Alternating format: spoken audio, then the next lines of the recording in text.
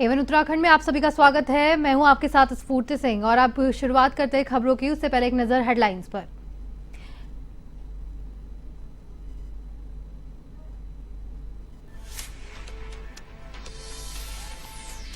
विदेश ले जाकर बंधक बनाए जाने के मामले में पुष्कर सिंह धामी ने लिया संज्ञान। सीएम के निर्देश पर पुलिस एक्टिव, थाना रायवाल में मुकदमा दर्ज।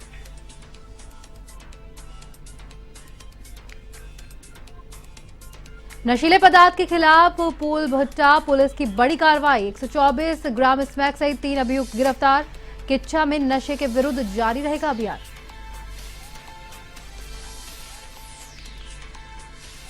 मुनीकेरेते में हुड़दंगियों के खिलाफ पुलिस एक्शन में 27 वाहन सीज, 75 के कटे चालान। नियम तोड़ने वाले चालकों के खिलाफ हुई कार्रवाई।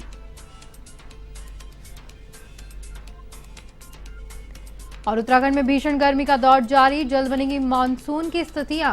प्रदेश में समय समय पर आने की संभावना।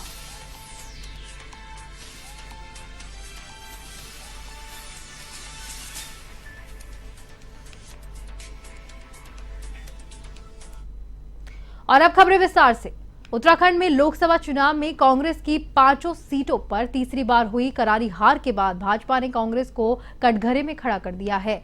जहां भाजपा ने प्रदेश महामंत्री आदित्य कोठारी ने कहा है कि कांग्रेस केंद्र और उत्तराखंड में परिवारवाद में डूबी हुई है और जनता पूरी तरह से कांग्रेस को नकार चुकी है। उन्होंने कांग्रेस प्रदेश अध्यक्ष करण महारा पर निशाना साधा और कहा कि उन्हें इस हार की नैतिक जिम्मेदारी लेनी चाहिए, अपने पद से त्यागपत्र दे देना चाहिए।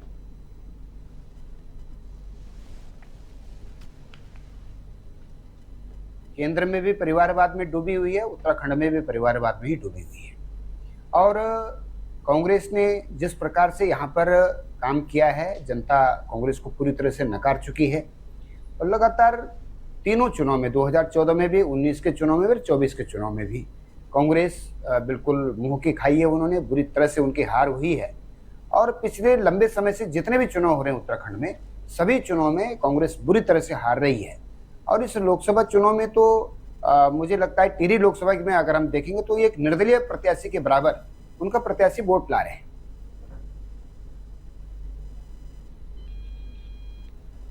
उत्तराखंड के युवकों को विदेश में नौकरी दिलाने के नाम पर बंधक बनाए जाने की घटना को मुख्यमंत्री पुष्कर सिंह धामी ने गंभीरता से लिया।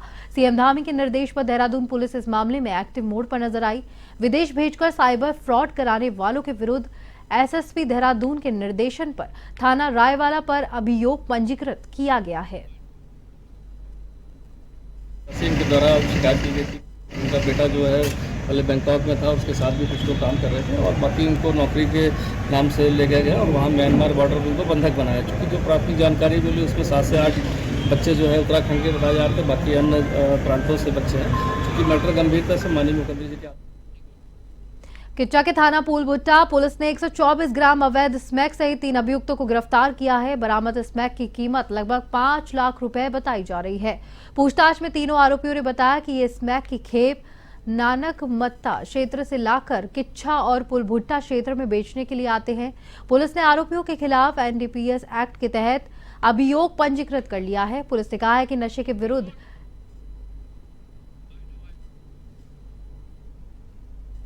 मुख्यमंत्री महोदय का जो हमेशा एक लगातार निर्देश रहता है कि ड्रग्स फ्री, नशा मुक्त उत्तराखंड बनाना है।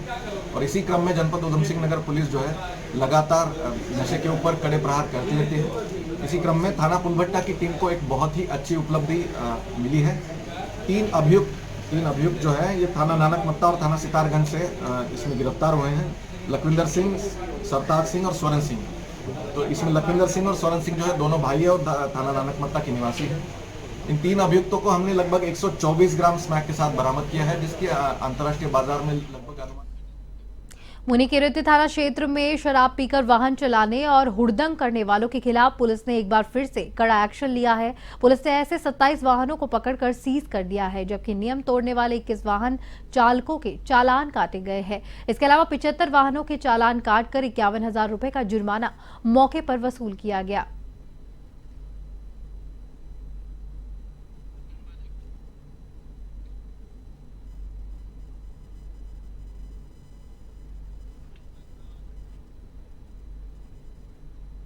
उत्तराखंड के सैन्य कल्याण मंत्री गणेश जोशी ने प्रदेश में अमर शहीदों को समर्पित बनाए जाने वाले सैन्य धाम पहुंचकर निरीक्षण किया। साथ ही साथ इस अवसर पर जोशी ने धाम के निर्माण के लिए अधिकारियों को दिशा निर्देश भी दिए।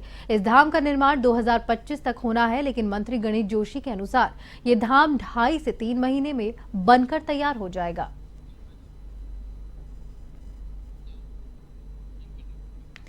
प्रदेश में फिलहाल भीषण गर्मी का दौर जारी है, लेकिन जल्द ही मानसून आने की स्थिति बन रही है। जहां मौसम विभाग ने निदेशक विक्रम सिंह ने बताया है कि सामान्य तौर पर 20 से 25 जून को प्रदेश में मानसून आ जाता है।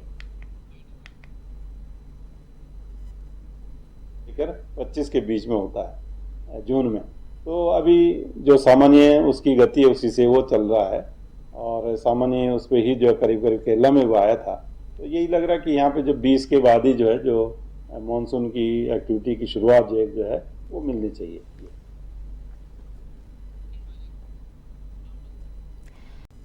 देहरादून के विधानसभा भवन में शहरी विकास मंत्री डॉक्टर प्रेमचंद अग्रवाल ने विभागीय अधिकारियों के साथ में समीक्षा बैठक की। इसी दौरान बैठक के बाद डॉक्टर प्रेमचंद अग्रवाल ने बताया कि स्मार्ट सिटी के कार्यों में ढिलाई को लेकर लोगों की शिकायतें आ रही है। उन्होंने कहा कि जून महीने तक की निर्धारित अधिकांश काम हो जाएंगे, जहां पर शेष कामों को पूरा करने के लिए अधिकारियों को 20 जून तक की डेडलाइन दी गई है।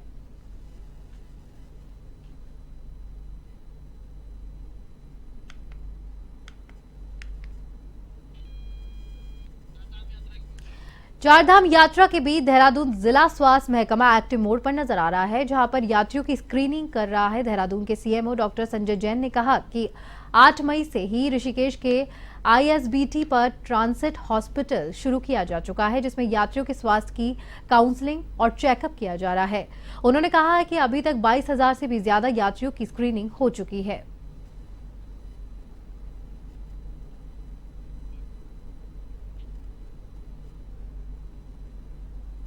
बार हमारी चारधाम यात्रा शुरू हुई थी, तो 8 मई से हमारे द्वारा ऋषिकेश में ट्रांजिट हॉस्पिटल जो हमारा बना हुआ ISBT पर, उसमें हमारे द्वारा लोगों की काउंसलिंग और उनका हेल्थ चेकअप स्टार्ट कर दिया गया था। तो अभी तक कल के डाटा के अनुसार करीब 22,000 से ज़्यादा लोगों की हम हेल्थ स्क्रीनिंग कर चुके हैं। प्रभागीय वनाधिकारी प्रकाश चंद्र आर्य एक्शन मोड पर नजर आए, जहां उन्होंने वन निगम से लाखों की लकड़ी चोरी का मामला उजागर करने के बाद अब वन निगम पर बड़ी कार्रवाई करते हुए 4,90,000 का जुर्माना लगाया है। वन निगम अपने अधिकारियों और कर्मचारियों को कार्यवाही से बचाने का प्रयास कर रहा है। प्लॉट नंबर 85 और 91 चल रही थी। इस पे बार बार शिकायत आ रही थी कि यहाँ से लकड़ी की यूटिलिटीज है वहाँ से उसमें से चोरी हो रही है। तो उसके लिए हमारी टीम लगातार प्रयासरत थी कि किसी भी तरह से ये चोरी ना होने पाए, और इसी कड़ी में एक दिन जो है ये इनके वन निगम के लॉट से निकला हुआ माल जो है वहाँ पर पकड़ा गया, और उस पर जो 112 गिल्टे पकड़े गए हैं उन गिल्टों को लेकर के हमने अपने कब्जे में लिया है और उसकी जाँच की जा रही है। तो जाँच की रिपोर्ट लगभग फाइनल हो गई है, और ये इसी बीच में ये भी पता चला था कि उनकी लॉट से लगी हुई लॉट में जो है अवैध पाचन कुछ हुआ है। तो उस अवैध पाचन को वन निगम की जिम्मेदारी मानते हुए उनके ऊपर PD भी लगा दी गई।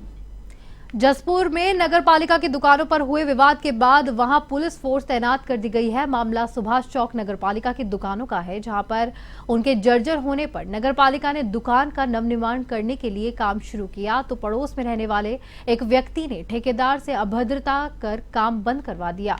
उससे अपने साथियों को मौके पर बुलाकर हो रहे निर्माण कार्य को लेकर हंगामा किया। नगर पालिका EO ने जमीन के कागज मांगे तो वह नहीं दिखा सके। पुलिस ने किसी तरह समझाकर काम को शुरू करवाया।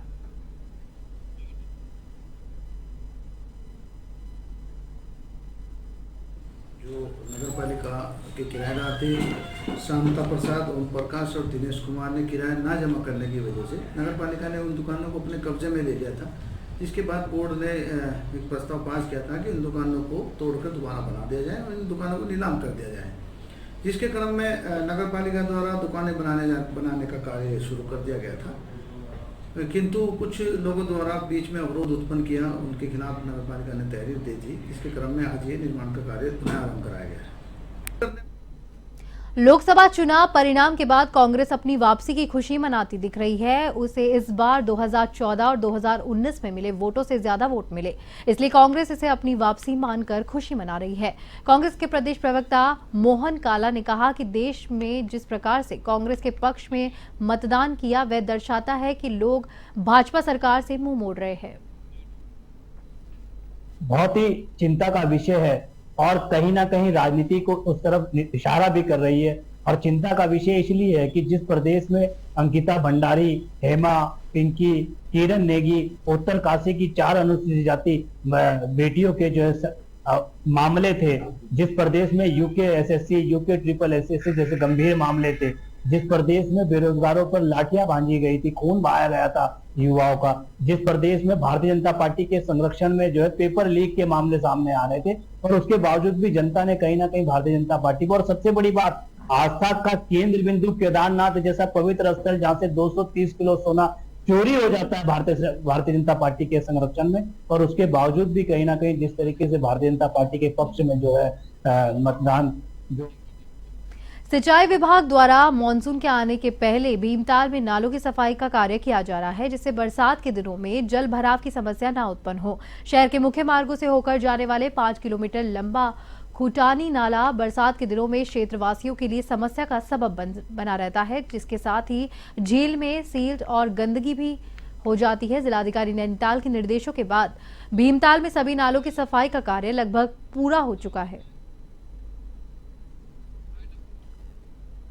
जिलाधिकारी मौर्या के निर्देश पर सिंचाई विभाग के अंतर्गत जो भी नाले हैं उनकी सफाई कार्य प्रगति पर है, और जो नाला जिसमें हम आप खड़े हैं ये मुश्किल से 200 मीटर का टुकड़ा बचा हुआ है, बाकी ऊपर सफाई हो चुकी है। इधर खुटानी नाले में भी हमारी लेबर लगी हुई है, पर हमें आदेश मिले हैं आपकी चिटकुल के अंतर्गत भी सिंचाई विभाग की सफाई का कार्य करवाना है, तो वहाँ पर हमने लेबर लगा दी।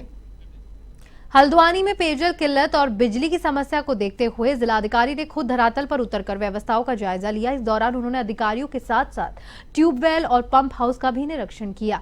जिलाधिकारी ने अधिकारियों को बिजली और पानी की समस्याओं से निजात दिलाने के निर्देश दिए।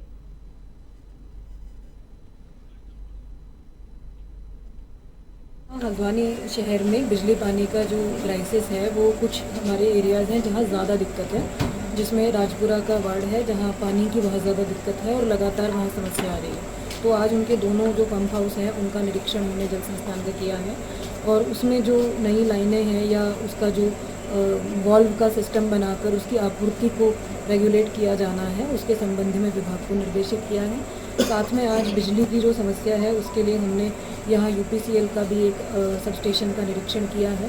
तो वोल्टेज फ्लक्चुएशन की जो दिक्कतें आ रही हैं उसमें जो लाइन लॉसेज है, जो लाइनों में समस्या होती है, कंज्यूमर लाइनों में वोल्टेज का बहुत ज़्यादा जो है लोड बढ़ने की वजह से बाद में दिक्कतें आती हैं, उसमें विभाग अपनी तकनीकी रूप से क्या ऐसे तात्कालिक उपाय कर सकता है। ऋषिकेश में ब्रह्मपुरी राफ्टिंग पॉइंट पर राफ्टिंग गाइड और पर्यटकों के बीच मारपीट का मामला सामने आया है, जहां पे बताया जा रहा है कि गाइड ने पर्यटकों की पैडल से जमकर धुनाई की, जहां पे जान बचाने की फेर में पर्यटक भी इधर उधर भागते हुए नजर आए। फिलहाल थाना मुनी कीरत में किसी भी पक्ष की ओर से कोई शिकायत दर्ज नहीं कराई गई।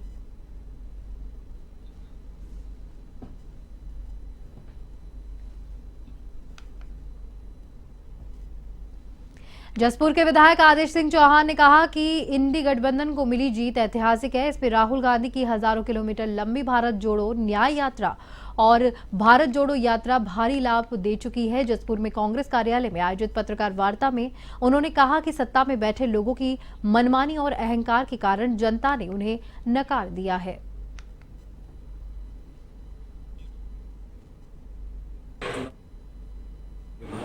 आप भाई लोगों से बैठने का मौका नहीं मिला, इसलिए मैंने आपको बुलाकर उचित समय सोचा, क्योंकि जनता ने जसपुर में एक बहुत अच्छा समर्थन कांग्रेस पार्टी को दिया। माताएं, बहनें, युवा, किसान, पत्रकार बंधु सभी ने, तो इसलिए जो हमारी 14 विधानसभा है लोकसभा, और हम 14 आप पार्टी के जिला अध्यक्ष सुभाष व्यापारी ने लोकसभा चुनाव में भाजपा और मोदी की हार हुई है। दिनेशपुर में आयोजित प्रेस वार्ता में उन्होंने कहा कि भाजपा का नारा कहा जाए तो नरेंद्र मोदी जी का नाम था, अब की बार 400 पार, परंतु मोदी जी अपनी पार्टी को बहुमत तक नहीं दिला पाए।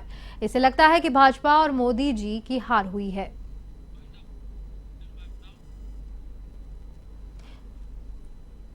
और इसी के साथ एवन उत्तराखंड में फिलहाल के लिए इतना ही। मुझे दीजिए इजाजत। नमस्कार।